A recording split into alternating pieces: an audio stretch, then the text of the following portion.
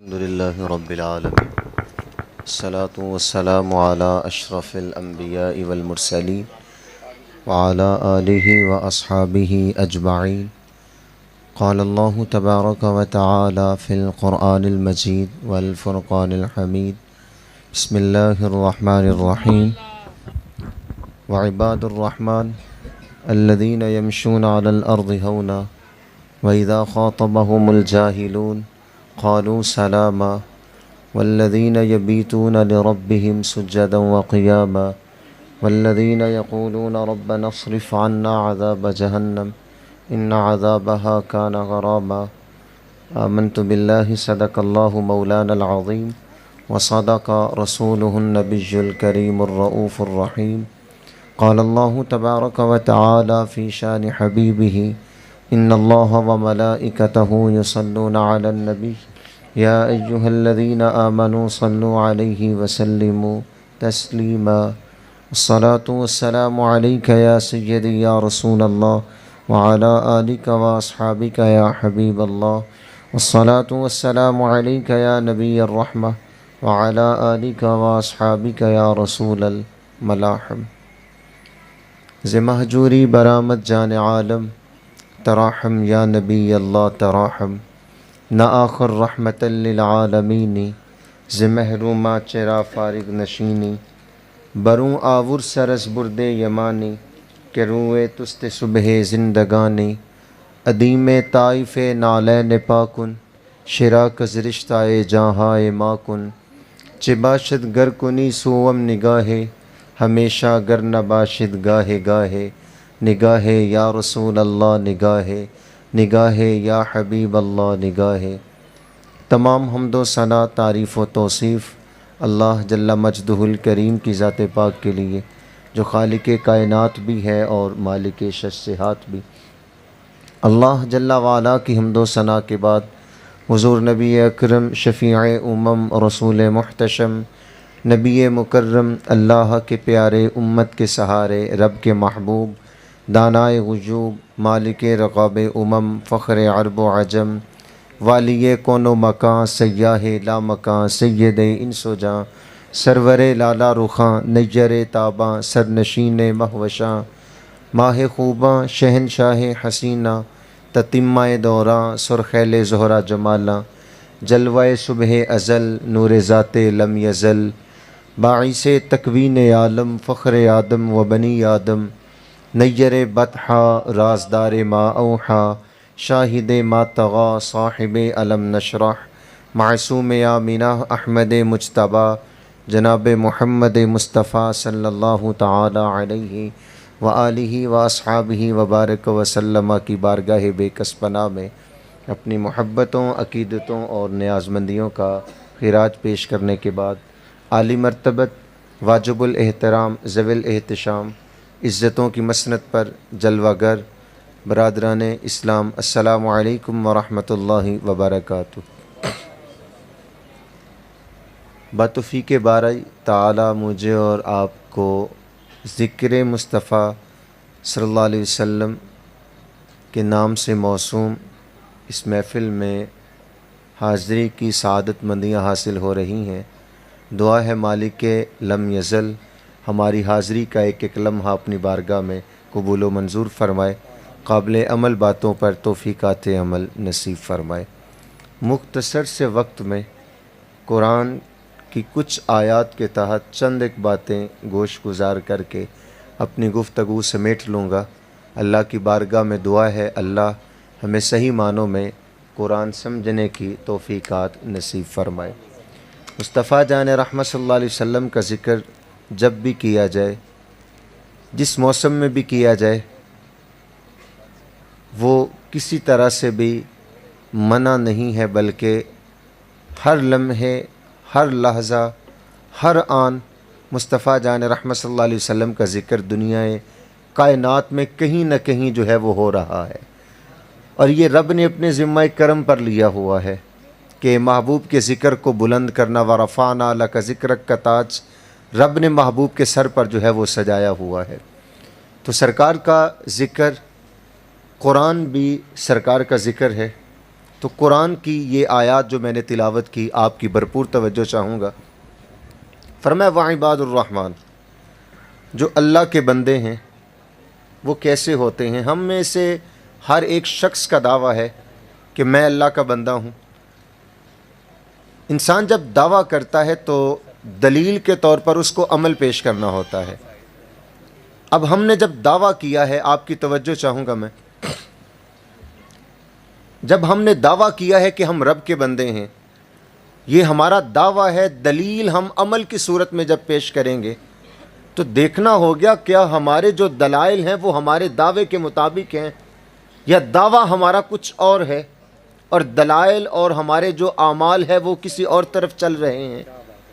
وعباد الرحمن، جو رب رحمان کے بندے ہیں، فرمایا جو دعویٰ کرے اس پہ نہ جانا۔ یہ صفات جو میں نے گنوائی ہیں یہ دیکھ لینا، جس کے اندر یہ صفات ہوں گی وہ دعویٰ کرے نہ کرے وہ تمہیں دور سے دکھائی دے، جس کے اندر یہ صفات ہو سمجھ لینا یہ محمد عربی کا غلام آ رہا ہے۔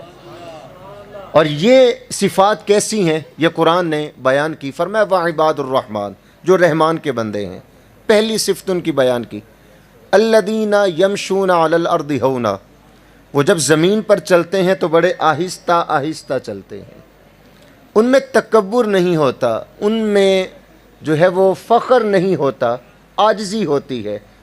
زمین پر جب چلتے ہیں تو آہستہ قدم رکھتے ہیں اور ان کے رویے میں، ان کے قول، ان کے فعل کے اندر ہر طرح سے جو ہے وہ عاجزی ہوتی ہے۔ اور رحمان کا بندہ ہوتا ہی وہ ہے جو عاجز ہو۔ تکبر تو رب کو پسند ہی نہیں ہے۔ اور مصطفیٰ جان رحمت صلی اللہ علیہ وسلم اس کائنات کی عظیم ترین ہستی ہیں۔ ہم نے اپنے بڑوں سے سنا ہے ایک اللہ ہی ان سے بڑا ہے۔ کسی نے یہ کہا تو کسی نے کہا کہ بعد از خدا بزرگ توئی قصہ مختصر۔ کائنات کی عظیم ترین ہستی، لیکن عاجزی کا عالم اگر دیکھتے ہیں، عاجزی اتنی ہے صاحب کہ جب فتح مکہ کے دن مکہ میں داخل ہو رہے ہیں اس دن بھی عاجزی کا عالم یہ ہے کہ امامے کی کور جو ہے وہ اونٹ کی کوہان کے ساتھ جو ہے وہ لگ رہی تھی، سر اتنا جو ہے وہ جھکایا ہوا تھا۔ وہ انسان ہی کیسا ہے جو تکبر کرے؟ انسان تکبر کرے بھی تو کس بات پہ کرے؟ زندگی پہ تکبر کرے۔ چند سانسیں دی ہیں، ایک سانسوں کی مالا دی ہے جس کی ڈوری اتنے نازک دھاگے سے باندھی گئی ہے، کب ٹوٹ جائے کیسے ٹوٹ جائے انسان کو پتہ ہی نہیں۔ جب یہ ڈوری ٹوٹتی ہے، یہ سانسوں کی مالا بکھر کر کے زمین کے اندر جو ہے وہ رہ جاتی ہے۔ زندگی کا بھروسہ نہیں تو انسان زندگی پہ تکبر کرے؟ نہیں صاحب، اس کا تو یقین ہی نہیں۔ جوانی پہ تکبر کرے؟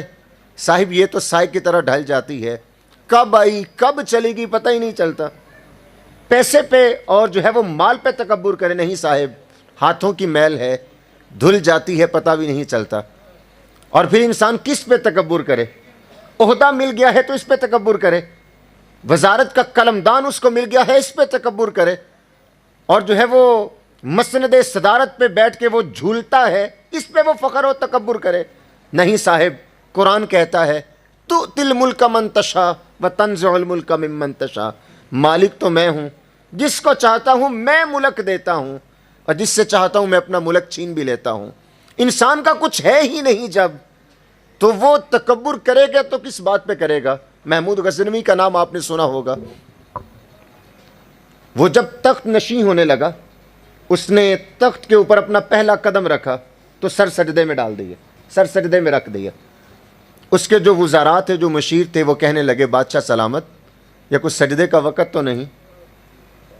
چونکہ معذرت کے ساتھ جملے کڑوے ہوں گے، ہم بر صغیر پاک و ہند کے جو ہم رہنے والے لوگ ہیں، ہمارا ایک مزاج ہے، ہم یہ کہتے ہیں کہ خوشی کے موقعوں پر رب کو یاد نہیں کیا جاتا نا، اور ہماری شادی بیاہ اور دیگر تقاریب اس پر جو ہے وہ شاہد عادل ہیں کہ ہم ان تقاریب میں کتنا کو رب کو جو ہے وہ یاد رکھتے ہیں۔ ہاں یہ کہتے ہیں کہ جب کبھی کوئی پریشانی غمی آئے گی تو پھر جو ہے وہ ہم اللہ کو یاد کریں گے، جبکہ مصطفیٰ جان رحمت صلی اللہ علیہ وسلم کا فرمان، سرکار نے فرمایا تم خوشی کے دنوں میں رب سے مانگا کرو، وہ غمی کے دنوں میں تمہیں عطا کیا کرے گا۔ ہم خوشی کے دنوں میں مانگتے نہیں ہیں، پھول جاتے ہیں، میرے پاس یہ ہے، میرا کوئی کیا بگاڑ سکتا ہے۔ لیکن قرآن کا لہجہ دیکھیے، زوردار لہجہ ہے حضرت انسان کے لیے کہ تو کہتا میرا کیا کچھ کر لے گا، قرآن کہتا ہے وَإِذَا مَسَّهُ الشَّرُّ، ابھی میں نے تکلیف دی نہیں ہے، صرف میں نے مس کی ہے. تو حضرت انسان کی کیفیت کیا ہوتی ہے؟ فَذُو دُعَاءٍ عَرِيضٍ، یہ پھر لمبی چوڑی جو ہے وہ دعائیں مانگنے لگ جاتا ہے. خوشی کے دنوں میں اگر رب کو یاد نہ کیا جائے تو پھر صاحب وہ تو جبار اور قہار ہے، وہ تو اپنی بارگاہ میں بلا جانتا ہے، اس کو پتہ ہے یہ میں اپنے بندے کو کس طرح اپنی بارگاہ میں بلا سکتا ہوں. تو بہتر یہی ہے کہ خوشی کے دنوں میں رب کو یاد کریں. وزراء اور مشیروں نے بھی یہی کہا بادشاہ سلامت خوشی کا موقع ہے، آپ تخت نشین ہونے لگے ہیں، سر پر جو ہے وہ بر صغیر کا جو ہے وہ تاج سجنے لگا ہے، یہ ہلے گلے کا وقت ہے اور آپ نے سر سجدے میں رکھ دیا. تو محمود غزنوی نے بڑا پیارا جواب دیا. اس نے کہا کہ میرا تخت نمرود کے تخت سے بڑا ہے، اور اللہ نے جو مجھے سلطنت عطا کی ہے اس کی سلطنت سے بڑی ہے، اور جو شان و شوکت رب نے میرے مقدر میں لکھی ہے اس کے مقدر میں یہ شان و شوکت بھی نہیں آئی. لیکن نمرود نے تخت پہ قدم رکھا، خدا ہونے کا دعویٰ کر دیا. میں نے تخت پہ قدم رکھا، اس خدا کی بارگاہ میں سجدہ کر کے عرض کیا مالک میرا کوئی کمال نہیں، یہ تیرا کرم اور فضل ہے کہ اس لائق بنا دیا. انسان وہ ہوتا ہے کہ جو ہر حال میں رب کی بارگاہ میں عاجزی پیش کرے. تو یہ رحمان کے بندے کی پہلی صفت ہے. ہم اپنے لہجوں میں اتر جائیں. صاحب کتنے کڑوے لہجے، تکبر برے لہجے، رونت برے لہجے لوگوں کے دل توڑتے ہیں، لوگوں کی مسکراہٹیں چھین لیتے ہیں. خوشیوں کے قاتل ہمارے لہجے ہیں، اور ہم سمجھتے ہیں ہمارا کوئی کیا بگاڑ لے گا. صاحب اپنے رویے میں نرمی کیجئے، اپنے لہجے میں جو ہے وہ محبت اور پیار جو ہے وہ پیدا کیجئے.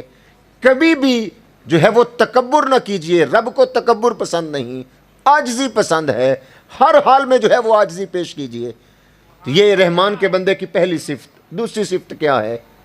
وَإِذَا خَاطَبَهُمُ الْجَاهِلُونَ قَالُوا سَلَامًا، جب ان سے جاہل مخاطب ہوتے ہیں تو وہ ان سے بحث نہیں کرتے بلکہ کہتے ہیں بابا تجھے سلام. وقت نے اجازت دی تو میں آگے جاؤں گا، وگرنہ انہی لفظوں پر آپ کی بھرپور توجہ کے ساتھ میں اپنی گفتگو جو ہے وہ سمیٹ لوں گا. رحمان کے بندے کی پہلی صفت زمین پر عاجزی سے چلتے ہیں. دوسری صفت یہ ہے کہ جب ان سے کچھ جاہل مخاطب ہو وہ ان سے بحث نہیں کرتے بلکہ انہیں کہتے ہیں بابا تجھے سلام، تو جیتا میں ہارا. علماء نے مفسرین نے یہاں دو معنی بیان کی. ایک جو عرف عام میں معنی ہے یار تو جیتا میں ہارا، میں تجھ سے بحث نہیں کروں گا.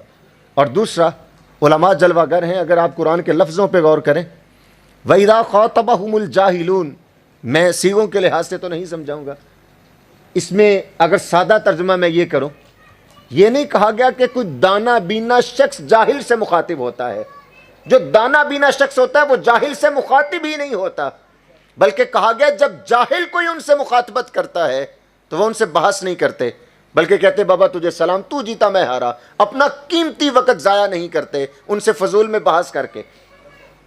اور ہم اپنی زندگی کا بہت سا حصہ ایسے لوگوں کو سمجھانے کے جو ہے وہ چکر میں ہوتے ہیں جو سمجھنے کے لیے تیار ہی نہیں ہوتے. آپ سے سادہ سا سوال ہے صاحب، جو شخص آنکھوں سے اندھا ہو، جس کے پاس آنکھوں کا نور نہ ہو، آپ اس کو رنگوں کی پہچان کروا سکتے ہیں دلائل کے ساتھ؟ سرخ رنگ پر آپ جتنے مرضی دلائل دے لیں ایک اندھے شخص کو، وہ کبھی بھی سرخ رنگ سمجھ نہیں سکے گا. کیوں؟ یہ سارے جانتے ہیں کہ جو رنگوں کا تعلق ہے اس کا تعلق جو ہے وہ دل کی بصیرت سے نہیں، آنکھوں کی بصارت سے ہے. دلائل اس کو کبھی جو ہے وہ نہیں دیے جائیں گے. لیکن ہم اپنا قیمتی وقت جو ہے وہ ایسے لوگوں کو سمجھانے کے چکر میں ہوتے ہیں جو سمجھنا چاہتے ہی نہیں ہیں، تو ہم اپنا قیمتی وقت ضائع کر دیتے ہیں. تو رب نے فرمایا میرے بندے جب جاہل ان سے مخاطبت کرتا وہ ان سے بحث نہیں کرتے، لڑتے نہیں ہیں، دلائل نہیں دیتے بلکہ خاموشی اختیار کرتے ہیں، کہتے ہیں بابا تجھے سلام. اور مصطفیٰ جان رحمت صلی اللہ علیہ وسلم کی سیرت کا ایک بہت بڑا حوالہ میں آپ کے سامنے رکھنے لگا ہوں.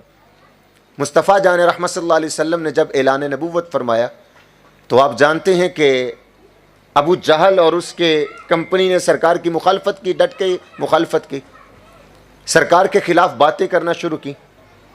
تو ایک دن دار الندوہ کے اندر بیٹھے تھے، ان کی جو میٹنگ گاہ تھی جہاں وہ میٹنگ کرتے تھے.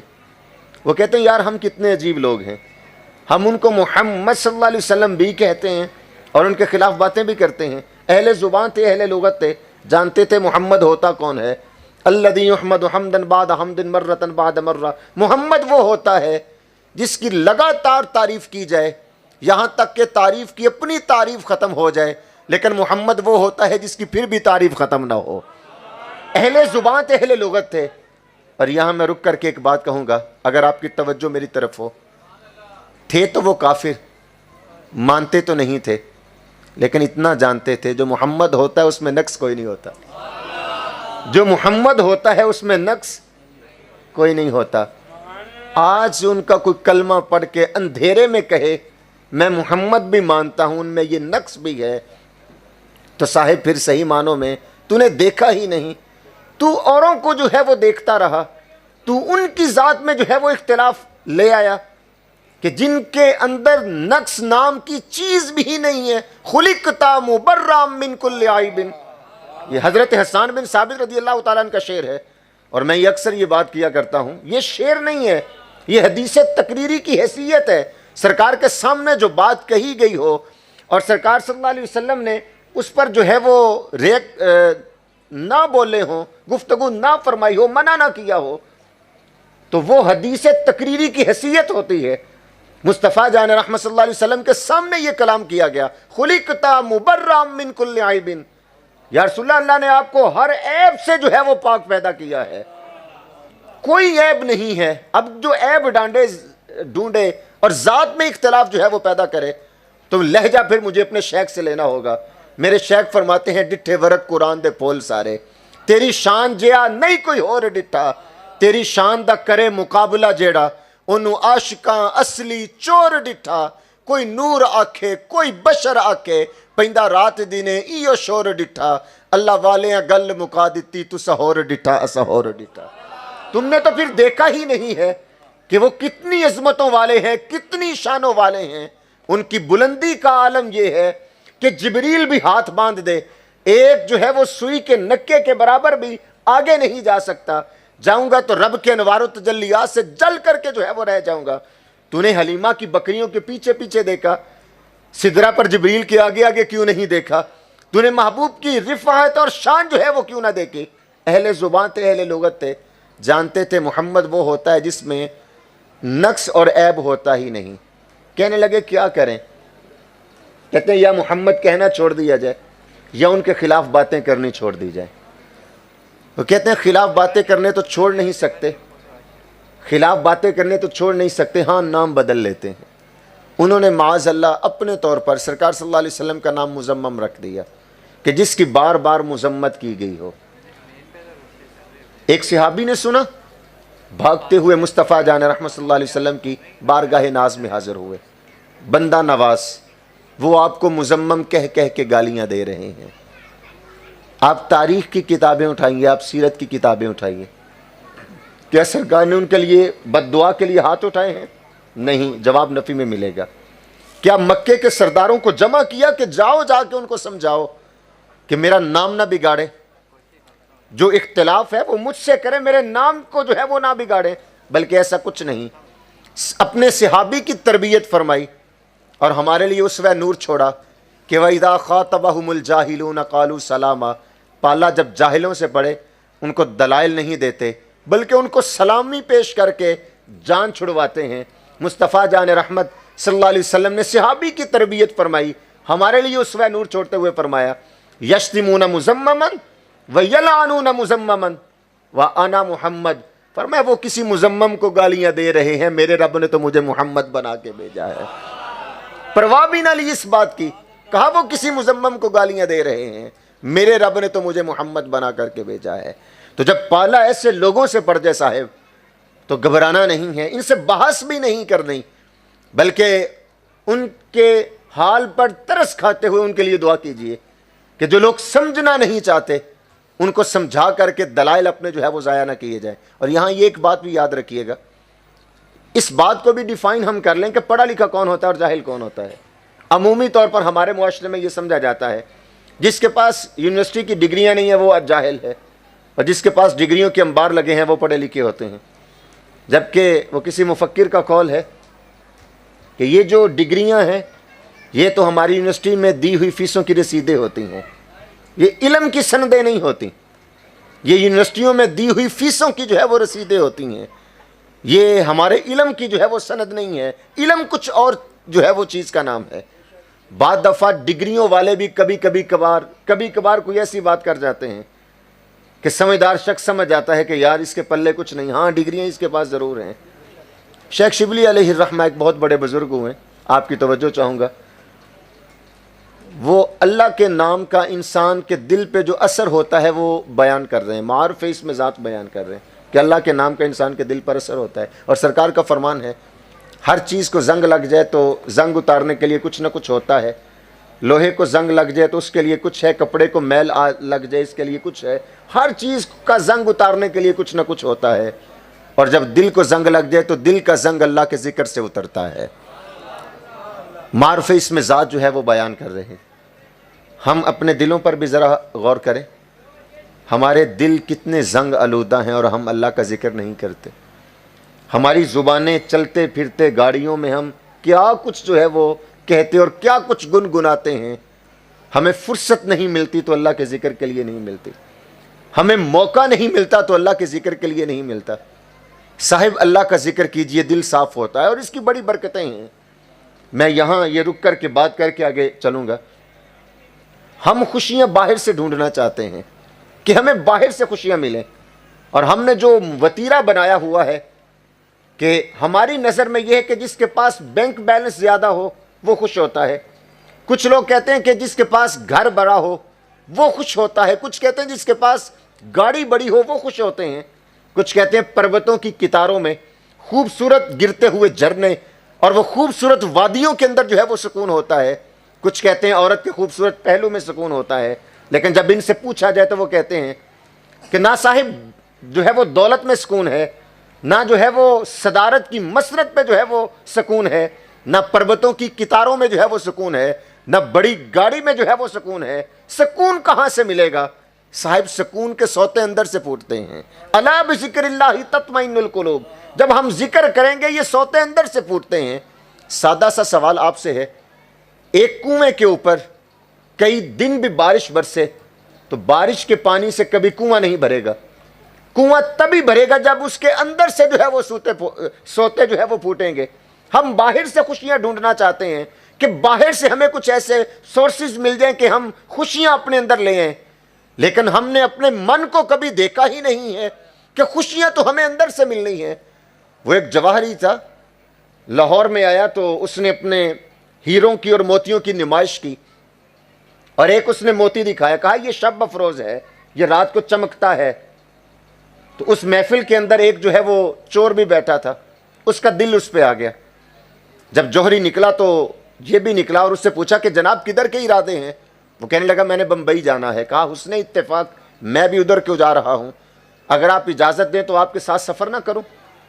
جوہری سمجھ گیا کہ یہ میرا ساتھی نہیں ہے، حقیقت میں چور ہے۔ اس نے اطمینان سے کہا کہ ضرور آپ میرے ساتھ سفر کیجئے، لیکن وہ جان گیا کہ ہے یہ چور۔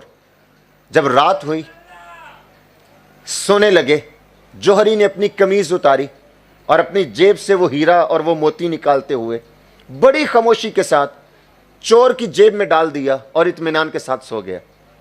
صبح جب اٹھا تو خاموشی کے ساتھ اس کی جیب سے موتی نکالا، اپنی جیب میں ڈال لیا۔ یہ چور ساری رات اس کی تلاشی لیتا رہا، جیبیں ٹٹولتا رہا، سامان کی تلاشی لیتا رہا، لیکن کہیں سے اس کو موتی نہ ملا۔ صبح جب ہوئی، ناشتے پہ بیٹھے تو چور کہنے لگا یار وہ تیرا شب افروز موتی، رات اس نے کوئی روشنی دکھائی نہیں، کہاں ہے وہ؟ جوہری نے اطمینان کے ساتھ جیب میں ہاتھ ڈالا اور کہا کہ یہ دیکھو میرے پاس ہے۔ چور کہنے لگا شاید میں صحیح طرح سے رات کو تلاشی نہیں لے سکا آج رات سے۔ رات پھر ہوئی، چور بھی سونے لگا، جوہری بھی سونے لگا۔ اس نے آج پھر خاموشی سے اپنی جیب سے وہ موتی نکالا، اس کی جیب میں ڈال دیا اور پھر خراٹے لیتے ہوئے سو گیا۔ چور ساری رات جاگتا رہا، تلاشی لیتا رہا، کہیں سے بھی اس کو موتی نہ ملا اس کے سامان سے۔ جب صبح اٹھا اس نے وہ موتی اٹھایا اور اپنی جیب میں ڈال لیا۔ پھر ناشتے پہ بات ہوئی کہ وہ رات کو بھی تیرے موتی کی روشنی کہیں نظر نہیں آئی۔ جوہری نے پھر جیب میں ہاتھ ڈالا، کہا یہ میرے پاس تو ہے۔ چور بڑا حیران ہوا، کہا آج رات سے ہی تسلی کروں گا، بھلے یہ اٹھ بھی جائے، منہ کھول کر کے دیکھوں گا، ہو سکتا ہے منہ میں رکھ لے۔ رات جب ہوئی، اس نے وہی طریقہ اختیار کیا، چور اٹھا، تسلی سے تلاشی لی، کہیں سے بھی جو ہے وہ موتی نہ ملا۔ جب صبح ہوئی تو کہتا ہے حقیقت یہ ہے میں تیرا ساتھی نہیں ہوں، میں چور ہوں، لیکن تو میرا بھی استاد نکلا، بس یہ بتا دے تو موتی رکھتا کہاں پر ہے۔ اس نے کہا جب تو میرے ساتھ چلا تھا میں تو تبھی سمجھ گیا تھا کہ تو چور ہے۔ کہا کہ تو 3 راتیں ہو گئی ہیں تو اوروں کی جیبیں ٹٹولتا رہا، کبھی ایک دفعہ اپنی جیب میں بھی ہاتھ ڈال لیا ہوتا۔ ہم سکون باہر سے ڈھونڈتے ہیں، کبھی من میں جھانکا ہی نہیں کہ اندر ہے کیا۔ سکی سلطان باہو رحمۃ اللہ علیہ نے اسی لیے فرمایا تھا نا، وچے ہی جیڑے وچے ہی بیڑے وچے ونج مہانے ہوں۔ ہم نے کبھی اندر جو ہے وہ جھانک کر دیکھا ہی نہیں ہے کہ ہمارے اندر کون سی کائنات جو ہے وہ بستی ہے۔ ہم جو ہے وہ باہر سے ہی جو ہے وہ خوشیاں ڈھونڈتے ہیں اور اللہ کے ذکر سے ہم دور ہو گئے۔ تو شیخ شبلی معارف اس میں ذات بیان کر رہے ہیں کہ اللہ کے نام کا انسان کے دل پر اثر ہوتا ہے۔ آپ کی محفل کے اندر وقت کا معروف فلسفی اور مفکر ابو علی سینا بیٹھا ہوا تھا۔ سینا بھی بولتے ہیں، سینا بھی بولتے ہیں، اور یہ بچہ واقف ہے جو اسٹوڈنٹ لائف میں ہے کہ یہ ابو علی سینا کا فلسفے کے اندر ایک نام ہے۔ اس نے کہا کہ حضرت یہ بات تھوڑی سی مشکل، اللہ سے توفیق مانگ کے آپ کی توجہ چاہوں گا تاکہ یہ بات میں آپ کو صحیح طرح سے سمجھا سکوں۔ ابو علی سینا کہنے لگا حضرت کیسے ممکن ہے کہ کسی کے نام میں بھی اتنی تاثیر ہو کہ دل کی حالت بدل جائے۔ جو یہ فلسفی لوگ ہوتے ہیں یہ ہر چیز کو 4 شکلوں میں دیکھتے ہیں۔ 3 شکلیں جو ہے وہ اعتباری ہوتی ہے، ایک خارجی شکل ہوتی ہے جو حقیقی ہوتی ہے۔ میں مثال سے وضاحت دوں گا لیکن توجہ آپ کی بھرپور چاہوں گا۔ یہ ہر چیز کی 3 اعتباری صورتیں اور ایک خارجی صورت۔ آگ ہے، آگ کی ایک لفظی صورت ہے۔ اگر زبان سے ہم آگ لفظ بولے ادا کریں، 100 دفعہ بھی اگر آگ لفظ بولیں، کیا ہماری زبان جلے گی؟ زبان گرم ہو جائے گی؟ نہیں ہوگی۔ اب جب لفظ زبان سے ہم آگ ادا کریں گے تو دماغ کے اندر خیال کس کا آئے گا؟ آگ کا آئے گا۔ ہر معنی کا ایک معنی ہوتا ہے۔ ہمارے ایک اردو کے استاد تھے، وہ فرمایا کرتے تھے کہ ہر معنی کا ایک معنی ہوتا ہے، یعنی کہ معنی بولنے سے جو کنسپٹ، جو تصور، جو تصویر ذہن میں ہے وہ اس کا بھی معنی ہوتا ہے۔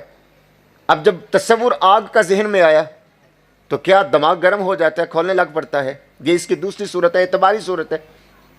اور تیسری اعتباری صورت کہ اگر جو ہے وہ آگ کی تصویر کسی کاغذ کے اوپر بنا دی جائے تو کیا کاغذ جل جائے گا، گرم ہو جائے گا؟ اور ایک خارجی صورت ہے، حقیقی صورت ہے کہ اگر آگ کے اندر ہاتھ ڈالیں گے تو ہمارا ہاتھ جل جائے گا۔ ابو علی سینا کہنے لگا حضرت ذات مؤثر ہوتی ہے، نام میں کیا رکھا ہے کہ آگ میں ہاتھ ڈالنے سے ہاتھ جلتا ہے، آگ کہنے سے زبان نہیں جلتی۔ آپ نے اس کو دلائل دیے لیکن نہ مانا، اٹک گیا۔ کئیوں کو اپنے علم پہ مان ہوتا ہے، وہ کہتا ہے اگر میں ہار گیا تو لوگ پھر مجھے کیسے مانیں گے؟ میں اتنا بڑا فلسفی ہوں، اور فلسفے کی زبان یہی ہے کہ نام میں اثر نہیں ہوتا، ذات میں اثر ہوتا ہے۔ شیخ شبلی نے فرمایا کہ ایسا نہیں ہوتا، دلائل دیے، نہ مانا۔ دیکھا نا کہ جب نہیں مان رہا، وَإِذَا خَاطَبَهُمُ الْجَاهِلُونَ کا تصور ذہن میں آیا کہ جب پالا جاہلوں سے پڑے نا، ان سے بحث نہیں کرنی، یا تو حکمت، تدبر اور دنائی سے ان کو جواب دے دیا جائے یا خاموشی اختیار کر لی جائے۔ بھری محفل، ہزاروں کا مجمع، ماتھے کے اوپر سلوٹیں لائیں، سلوٹیں لا کر کے مصنوعی غصہ پیدا کر کے غصے سے اس کو مخاطب کر کے کہا ابو علی سینا تجھ سے کیا بات کروں، تو ہے ہی گدھا۔ بھری محفل میں وقت کے امام نے وقت کے معروف فلسفی اور مفکر کو گدھا بول دیا۔ گدھا بولنے کی دیر تھی، وہ غصے سے لال پیلا ہو گیا۔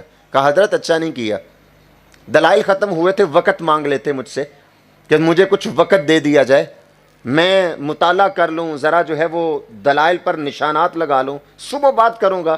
بھرے مجمع میں ہار ماننے کی بجائے آپ نے مجھے گدھا بول دیا، اچھا نہیں کیا۔ خوب من کی بھڑاس سب نکالی تو آپ خاموشی سے جو ہے وہ سنتے رہے۔ جب اس نے خوب من کی بھڑاس نکال لی تو آپ اس کی طرف دیکھ کر مسکرانے لگے۔ آپ کی توجہ چاہوں گا، پالا جب جاہلوں سے پڑے جواب کس طرح دیا جاتا ہے۔